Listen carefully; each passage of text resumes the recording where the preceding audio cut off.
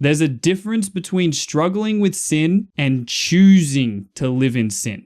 God calls us to turn away from sin, but he understands our struggles. Nothing can ever take away our salvation, but we can return it to God if we don't want to live with him anymore, because he is so just and doesn't force us to follow him if we don't want to. So what do I mean by that? What I mean by that is basically, once you're saved, nothing can get in the way of saying you're not saved anymore. No, you're not like this. No, you're not like that. Nothing can infiltrate that salvation as long as you want it. But because God is so just and merciful, and because he gave us this beautiful thing called free will, then if we don't want that anymore and we decide, Jesus, we don't believe it, we don't have faith in you anymore, well, then you can easily return that gift back to God. And he allows us to do that because he doesn't want to force anyone to follow him.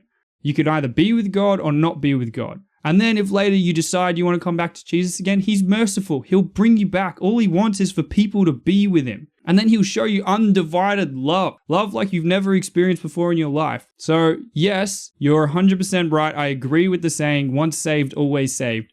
But you can return your salvation if you don't want to live with Jesus, because he is so merciful and gives us the free will. He's not going to force you to follow him. Now and what that basically means is that if I go and I keep sinning willfully. There's a difference between falling into sin and sinning willfully. There is two completely different things. Falling into sin is the struggles, the fight that we're having. It's like we didn't mean it. You feel bad for sinning. Sinning willfully is saying you know this is bad, but you're going to keep doing it anyway. And if you keep doing that, you're not choosing God. And if you're not choosing God, you're choosing Satan. And that's something I don't think we realize. We think it's like there's a gray area. It's like I can choose God and then kind of not choose God. No, there's two options. You choose God or you choose Satan. You choose God or you choose the world. Which one are you going to choose?